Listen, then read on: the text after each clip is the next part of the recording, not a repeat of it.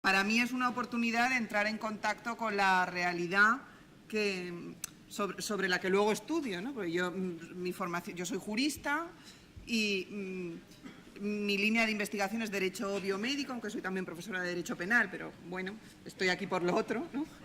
Y, por supuesto. Y entonces yo así entro en contacto con la realidad a la que luego los juristas nos enfrentamos. Y esto no es siempre así, ¿no? Muchas veces hay fronteras que impiden que las cosas pues, se hagan con sentido, ¿no? Pensando en realidad para qué se está legislando, para qué se está revisando un proyecto desde el punto de vista ético y legal. Entonces, creo que estas reuniones pues, son muy necesarias y a mí desde luego yo lo agradezco mucho. Voy a poner... así. Bueno, la primera perspectiva o el primer mensaje que me gustaría lanzar es que las autoridades españolas y las autoridades europeas, autoridades encargadas de hacer políticas de salud, pero también conectadas con las que luego legislan en materia de protección de datos, mantienen una perspectiva muy favorable a la implementación de herramientas técnicas que faciliten el desarrollo científico, asistencial para los pacientes y el avance de la ciencia. O sea, esta perspectiva existe en todas las autoridades, también en las encargadas de legislar sobre protección de datos. Partiendo, por ejemplo, de una idea muy general sobre cuál tiene que ser el diseño de la salud en Europa. Bueno, ahora 2020, que antes sonaba muy lejano, ya no lo es, ¿no? No llama tanto la atención. Pero bueno, el caso es que la idea de fomentar integración de datos en sistemas, claro, no solo andaluces, sino nacionales, europeos, internacionales, que es que yo creo que bueno, no sé, me parece la perspectiva desde el punto de vista científico pues más sensata, no sé. Bueno, esta es la idea de la que hay que partir, ¿no? Y no otra. O sea, la idea no es obstaculizar, no sé, poner trabas, la idea es esta. Claro, pero ahora es verdad que nos enfrentamos a unas nuevas tecnologías que, igual que preocupan aquí, preocupan a los legisladores, preocupan a las agencias nacionales encargadas de la vigilancia sobre el uso de los datos. Y en este sentido me gustaría recordar un documento que hace muy poco, el año pasado, publicó la Agencia Española de Protección de Datos sobre Big Data en general. Hablando de un concepto de Big Data como una herramienta, una técnica que utiliza muchos datos muy variados y muy rápidamente. Y decía la agencia que a efectos de legislación esta técnica no tiene particularidades. Lo que se utilizan son datos de personas que, si pueden ser identificadas, serán datos de carácter personal y la legislación es la misma y los principios son los mismos. Lo que ocurre es que esta nueva tecnología puede presentar unos riesgos particulares que hay que estudiar. Por ejemplo, la legislación sobre protección de datos no se aplica a datos anónimos, que son aquellos cuyo titular no puede ser identificado. A través de estas tecnologías, lo que hoy parece anónimo, mañana no puede, quizás no lo sea, o lo que parece anónimo aquí, cuando comparto, ya es identificativo. Luego, estas tecnologías no representan nuevos marcos jurídicos, sino la necesidad de hacer un análisis de la realidad diferente para saber qué normativa se aplica. Por ejemplo, en la legislación sobre protección de datos es muy importante la identificación de los roles de los agentes implicados. El rol de quién es el responsable de los datos, ¿no? Porque el responsable tiene unas obligaciones y tiene unas responsabilidades. Si hay quiebras, las sanciones se dirigen al responsable. Hay que saber quién es el responsable. Hay que saber quién es el encargado. Por ejemplo, un encargado es alguien que lleva a cabo una prestación de servicios para el responsable.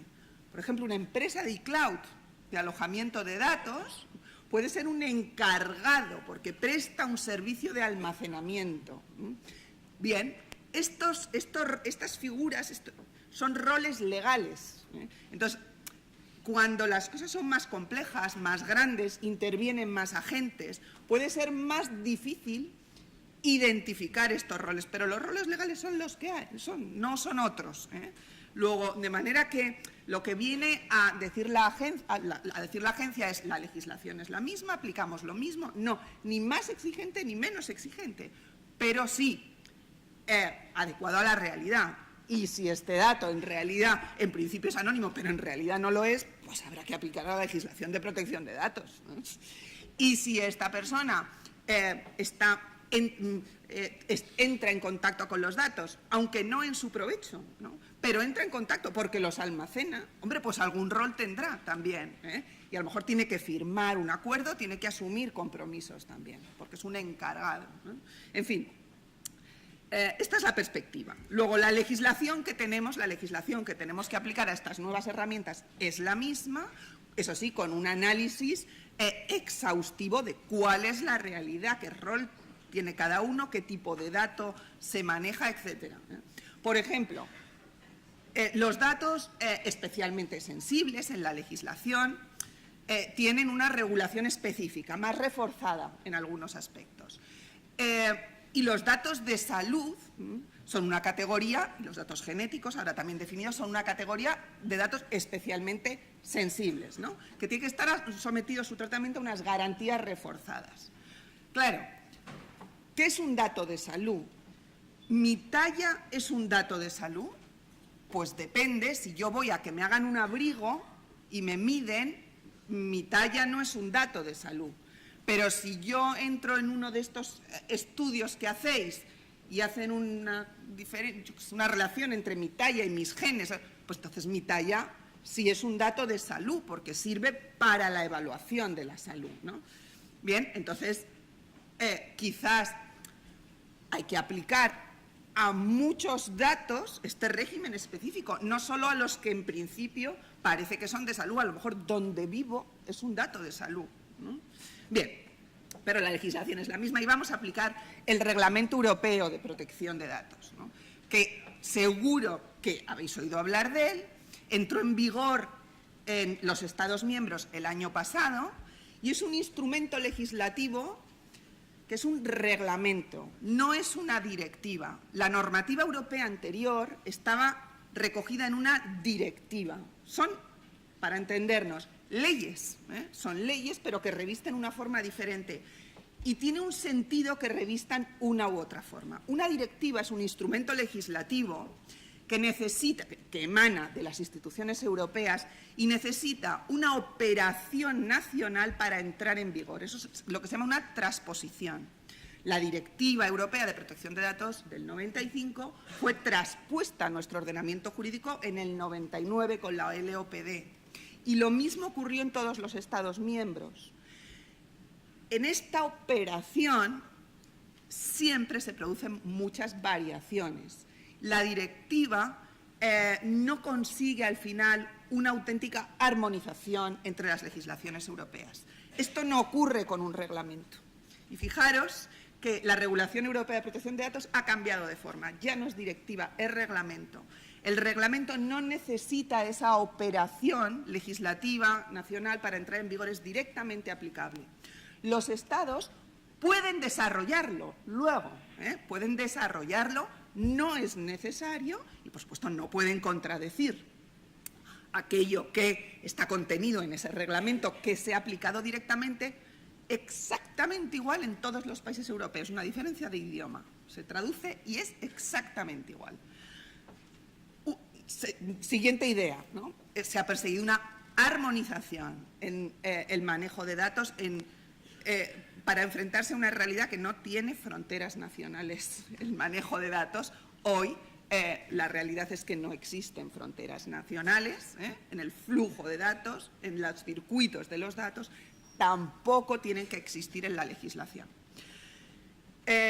Otra perspectiva distinta es que este nuevo reglamento se enfrenta a una sociedad distinta que la que existía hace unos años, con unas herramientas distintas, unas posibilidades distintas. Por ejemplo, la tecnología del Big Data, la posibilidad de combinar registros, situaciones que son cambiantes, dinámicas, complejas en la articulación de procedimientos. Este escenario es observado con optimismo por el reglamento y en un sentido positivo. Por ejemplo, los considerandos, que es la parte no dispositiva, o sea, sin un valor legislativo vinculante, es la parte no dispositiva previa a la parte dispositiva o articulado, en los considerandos, que son muy numerosos, y se expresa un poco el sentido de la norma, se explica qué se quiere decir, se dicen cosas como esta, se reconoce que combinando información procedente de registros, los investigadores, los científicos, pueden obtener nuevos conocimientos de gran valor para la sociedad, son más sólidos porque se basan en poblaciones mayores, y esto hay que facilitarlo. Esto se dice así en el reglamento. Se dice que debe considerarse que es lícito un tratamiento de datos con una finalidad científica, una reutilización de esos datos. Debe considerarse que es lícito con cualquier finalidad que hubiera justificado su recogida. Luego vamos a entrar en matizaciones. Es decir, estas son las ideas de las que parte el reglamento, que sirven luego también para interpretar, en caso de duda, para interpretar luego la parte dispositiva y también la parte dispositiva de la normativa española, que ya hemos visto que sí ha habido. El reglamento insiste, hay que establecer condiciones armonizadas. Los Estados podrán desarrollar estas condiciones, pero no podrán obstaculizar esta libre circulación. Y entrando ya en la parte dispositiva, vemos que se van repitiendo ya de una forma más concreta estas ideas, por ejemplo, en el artículo 5, donde se regulan los principios, nada más y nada menos que los principios, o sea, las bases, los fundamentos, a partir de cuál se desarrolla luego todo, los principios relativos al tratamiento de los datos. Bueno, el tratamiento ulterior, se dice literalmente, de los datos, si el fin es investigación científica, es compatible con los fines iniciales, se dicen cosas así, y los datos se pueden mantener por periodos muy prolongados, más allá de lo que es necesario para cumplir con las finalidades iniciales que justificaron su recogida, si el propósito de su uso posterior es la investigación científica. Todo esto es un ejemplo, porque este tipo de ejemplos a lo largo del reglamento se van repitiendo, esta flexibilización, este reconocimiento del interés social de la investigación científica, con una remisión siempre al artículo 89, siempre que se cumplan las condiciones del artículo 89 del reglamento, que es el eje de la regulación de estos datos. Lo mismo ocurre con, antes hemos visto reutilización como principio en el artículo 5, lo mismo ocurre con la obtención o cualquier operación de tratamiento. El tratamiento de datos incluye obtención, almacenamiento, cesión, destrucción, cualquiera. Eso es procesamiento de datos o tratamiento. El artículo 9, que recoge los títulos que legitiman el tratamiento, o sea, también su obtención, opera un cambio también respecto a la regulación anterior, que preveía que el consentimiento era la base legítima por excelencia y como alternativa existían otras. Ahora, el espíritu es que hay varias alternativas para el tratamiento de datos sensibles, reguladas en el artículo 9, donde entran los datos de salud que sirven para evaluar la salud de las personas. Una es el consentimiento. Otra es el diagnóstico médico, clínico, esto ya existía antes. Otra es la investigación científica. Esta finalidad justifica en sí misma el tratamiento de los datos sensibles con fines de investigación, siempre que se cumplan las condiciones del artículo 89 del reglamento y con una base en un derecho de la Unión o de los Estados. El artículo 89 lo que dice, resumido, es que el tratamiento con fines de investigación científica tiene que estar sujeto a garantías adecuadas. Medidas técnicas y organizativas, incluidas la minimización de los datos, o sea, que solo se utilicen los datos imprescindibles para alcanzar la finalidad que se persigue con ese tratamiento. Y entre estas medidas se menciona específicamente la pseudonimización como medida, no sé si técnica o organizativa, que encaja perfectamente con la metodología de vuestro trabajo, ¿no? Además, reconoce que hay ciertos derechos que se pueden limitar, ¿no? Como el derecho, por ejemplo, me parece el más interesante, el de supresión, ¿no? El de eliminación de los datos. Se puede limitar, ¿no? Esto siempre tiene que estar rodeado de garantías y tiene que haber una previsión en el derecho nacional. Con lo cual, bueno, nuestro gozo en un pozo, en cierto sentido, en relación con la armonización, porque, de hecho, ya muchos países, incluida España, ha desarrollado su propia legislación en base a esta puerta que se abre en el artículo 89, más propio de una directiva que de un reglamento, y las condiciones ya pues, empiezan a ser un poco diferentes.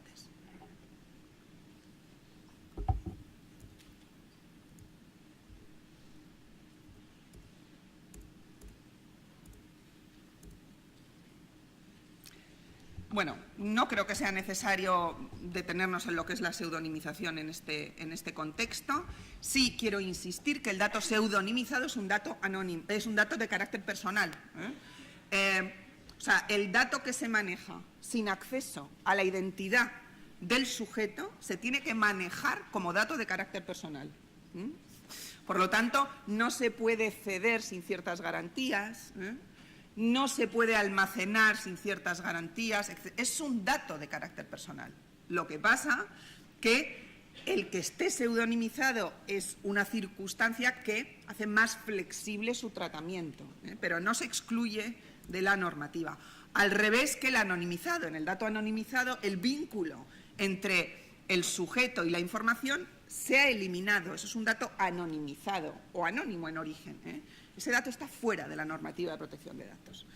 Bueno, hubo una reacción, yo creo que no estaba justificada, bastante negativa frente a la implementación del reglamento por parte de algunas sociedades científicas. Estos también son ejemplos, hubo más por parte de la comunidad científica y la reacción era muy negativa. Yo creo que no estaba justificado, el reglamento al revés es un régimen más flexible, abre la puerta a aplicar, abre la puerta a facilitar la gestión de los datos en investigación. Quizás el miedo se refería a un posterior desarrollo que lo limitara, pero el reglamento, de hecho, además, evolucionó en este sentido durante su tramitación. A medida que fue evolucionando en la tramitación parlamentaria y fue pasando por las instituciones europeas, se fue flexibilizando en este sentido. O sea, que quizás se arrastró un poco la idea de versiones iniciales o se temió un poco cómo esto se podía desarrollar en España. El caso es que existió esta reacción, pero yo creo que era injustificada. Y ya llegamos a diciembre del año pasado, hace 2 meses y medio, cuando se aprueba la Ley Orgánica de Protección de Datos Personales y Garantía de los Derechos Digitales. Esta ley, en las primeras etapas de su tramitación, no incluía ningún régimen desarrollado sobre utilización de datos de salud ni de investigación, no lo incluía, desde que se empezó a tramitar. Y en el plazo de enmiendas, al final, en el plazo de enmiendas, se incluyó una propuesta y se aceptó, y es lo que finalmente se ha aprobado. Bueno, incluir algo que a mí me parece que es tan relevante en el plazo de enmiendas, en una disposición adicional,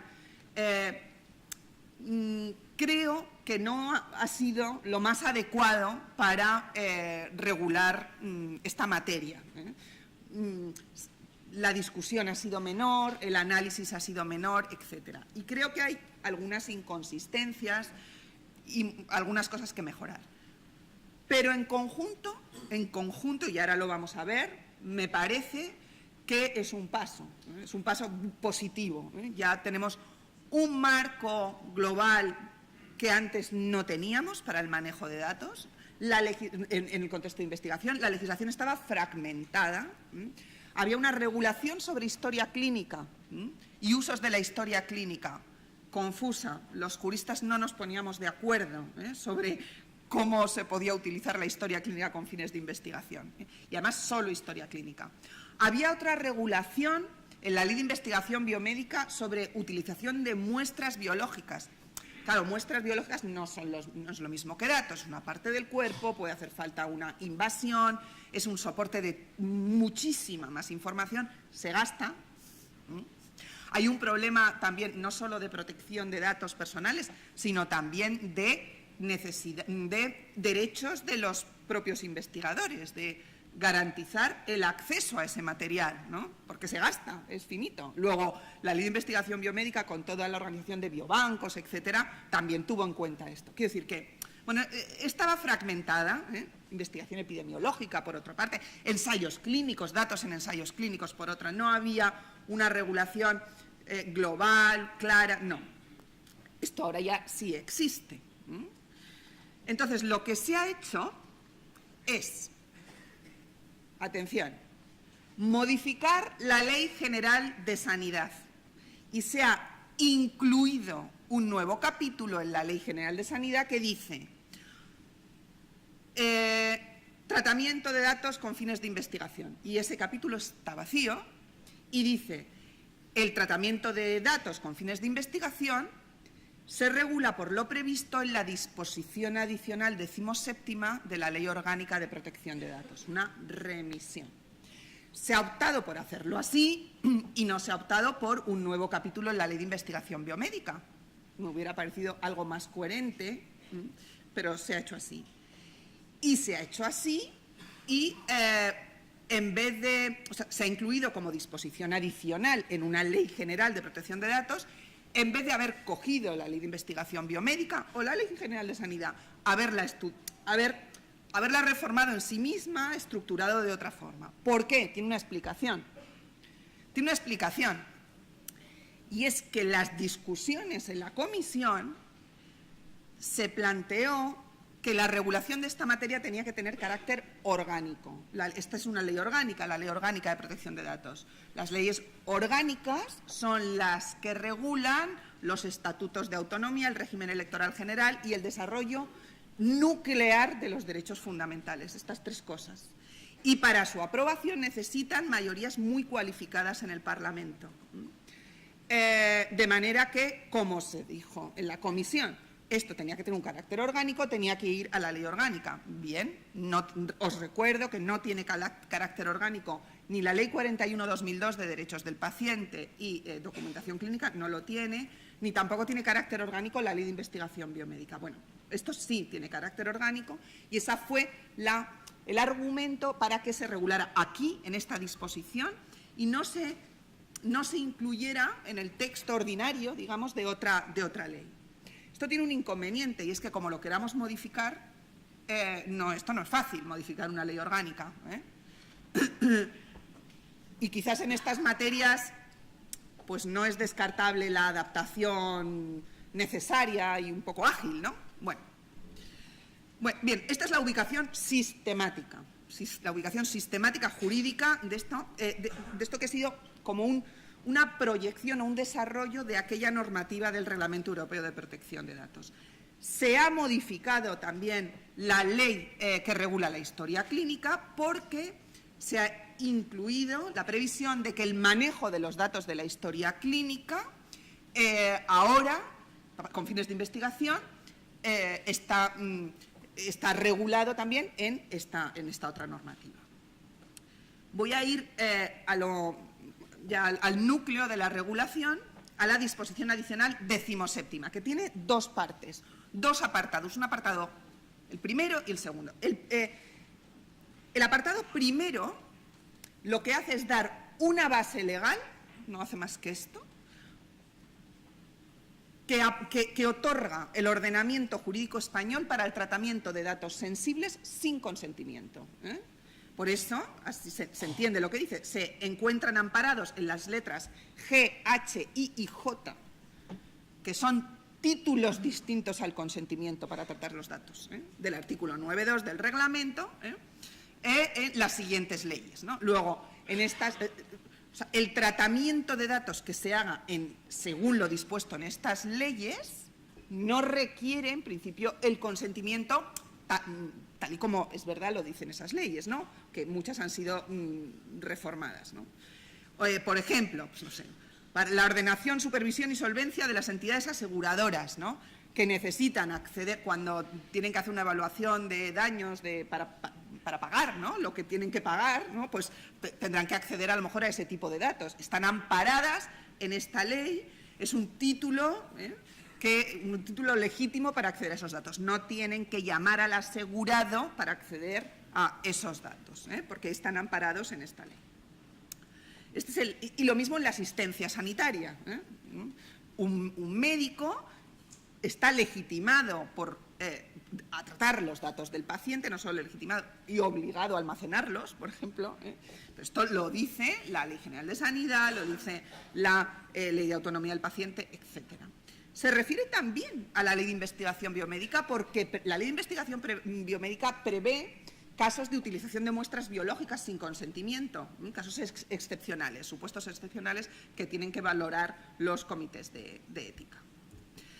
Y la segunda parte de esta disposición adicional 17ª ya diseña este sistema de utilización de los datos con fines de investigación con 4 alternativas, cuatro letras que son 4 alternativas y unas condiciones comunes para todas ellas. La primera condición es que es preciso realizar una evaluación de impacto. Esto es normal porque el Reglamento de Protección de Datos dice que cuando se utilicen a gran escala datos de este tipo va a haber que realizar una evaluación de impacto. La evaluación de impacto no tiene que ser hecha proyecto por proyecto, no hace falta. Se puede hacer una evaluación de impacto, por ejemplo, en una institución en relación con una determinada modalidad, digamos, de tratamiento de datos, ¿no? Y si dentro de ese espectro se manejan distintos datos en distintos proyectos, quedarían abarcados por esa evaluación de impacto. Si hay algo que se sale de ese protocolo evaluado, esa evaluación de impacto no valdría. Pero quiero decir que no hay que estar realizando evaluaciones de impacto para cada proyecto. Eso sí, hay que realizarla para la actividad y, como dice el reglamento, o sea, un análisis de riesgo y un plan para hacer frente también a esos riesgos, ¿no? Tiene que haber un informe del Comité de Ética de Investigación, cosa que no era obligatoria antes de la entrada en vigor de esta ley. Sí era obligatoria para el tratamiento de muestras, ensayos clínicos, estudios posautorización con medicamentos, pero para una revisión de historias clínicas, por ejemplo, con una finalidad de una nueva conclusión, o sea, que sea un proyecto de investigación, no hacía falta. Ahora sí. Y además se prevé que se puede plantear excepciones al ejercicio de derechos de los datos pseudonimizados ante investigadores, lo cual tiene mucho sentido, porque el investigador que maneja datos pseudonimizados no puede satisfacer el derecho del titular del dato por una sencilla razón, y es que no sabe quién es, ¿no? Entonces, no se puede. Otra cosa es que se articulen mecanismos para que quien tiene esa llave descodificadora pueda facilitar el ejercicio de los derechos. Pero los investigadores se reconoce claramente que no van a poder satisfacer estos derechos. Claro, pero esto incluye también la cancelación. Podría incluir la cancelación. Y esto habría que quizás advertirlo también, ¿no? Bien, las bases son las siguientes, las bases, los títulos que legitiman para el tratamiento de datos con estos fines. Un consentimiento que dice la ley que no tiene que ser específico. En principio, el consentimiento, según el reglamento y la Ley Orgánica de Protección de Datos, tiene que ser específico. Aquí no, hay una flexibilización en este sentido. También en el reglamento, con fines de investigación, el consentimiento puede ser amplio. Aquí se dice que puede ser amplio para una especialidad médica o investigadora. Pues la oncología, por ejemplo, pero la genética. No lo sé, yo no tengo respuesta a esto, porque como el consentimiento sea para genética, no sé. No sé si eso es lo que tenía en mente el legislador. Claro, no es lo mismo decir un consentimiento para una línea que es oncología que para decir una especialidad que es genética, si es que... sí. O pediatría, que es otra especialidad, ¿no? No sé. Bueno, en fin. ¿Qué va a pasar con esto? Que tendrán que poner un poco de criterio los comités de ética. Los comités de ética van a revisar esto, ¿eh? Luego tendrán que ir orientando en este sentido. Otro título que legitima el tratamiento es que para las autoridades sanitarias y las instituciones públicas para vigilancia de salud pública, ¿no? En supuestos de excepcional relevancia y gravedad. Bueno, esto ya estaba previsto en la Ley de Medidas Urgentes en materia de salud pública, pero bueno, aquí se reitera. Otra posibilidad es manejar los datos en áreas de investigación relacionadas con las del estudio inicial, con las del estudio para las que se dio el consentimiento. Áreas de investigación, o sea que quizás pueden ser otras especialidades, por ejemplo. Esto lo tiene que informar el comité de ética y lo que hay que hacer es garantizar que si el sujeto pregunta, se le va a poder dar información de que sus datos se están utilizando en esos otros estudios. O sea, que la información tiene que ser accesible. Estos tres primeros bloques se refieren a datos de sujetos directamente identificables. Datos de sujetos identificados directamente. Luego hay una cuarta posibilidad que se refiere a datos de sujetos identificables. Datos pseudonimizados, o sea, no identificados, pero identificables, porque los datos pseudonimizados no son anónimos, identificables, pero con ciertas garantías. Quien los utilice tiene que comprometerse a no tratar de identificar a esa persona, no tendrá acceso a los códigos, tiene que haber unas medidas de seguridad para evitar los tratamientos no autorizados. Y eso sí, se prevé que es posible una reidentificación en origen cuando la salud de los pacientes pues, lo requiera, por encontrar algo el investigador que comunique al clínico o a la institución de origen para beneficiar al sujeto. Luego, como vemos, a mí me parece un marco sensato. No voy a entrar en otros detalles más criticables, de redacción, etcétera, de utilización de términos. Se utiliza a veces investigación biomédica, otras investigación en salud, otra se dice investigación epidemiológica, en particular biomédica. En fin, la terminología es bastante mejorable, la ubicación sistemática creo que también. También creo que es mejorable la necesidad de relación con otra legislación, en particular con la Ley de Investigación Biomédica. Puede haber inconsistencias aquí, puede haber contradicciones, inconsistencias que ya veremos cómo se van solucionando. Y para terminar, porque bueno, lo único es que se autoriza la utilización de datos obtenidos antes de la entrada en vigor del reglamento y de la ley con estos fines, aunque no se informara, por ejemplo, de todo lo que se tenía que informar. Digamos que el reglamento y la ley en esta materia no tiene un efecto retroactivo en cuanto a los requisitos de la obtención de los datos. Si fueron obtenidos con un consentimiento acorde a la legislación vigente en ese momento, se consideran legítimamente obtenidos y reutilizables en estas condiciones. Bien, pues como he dicho, para terminar, el tratamiento de la información a través de estas tecnologías está sujeta a esta legislación, no a otra. El reglamento no ha concretado exactamente un marco jurídico muy detallado, pero ha abierto muchas posibilidades, como hemos visto, posibilidades que se han desarrollado en la Ley Orgánica de Protección de Datos y de Garantía de los Derechos Digitales, que se ha adaptado a la metodología científica, ¿no? Bueno, pues la posibilidad de pseudonimizar, que intervengan comités.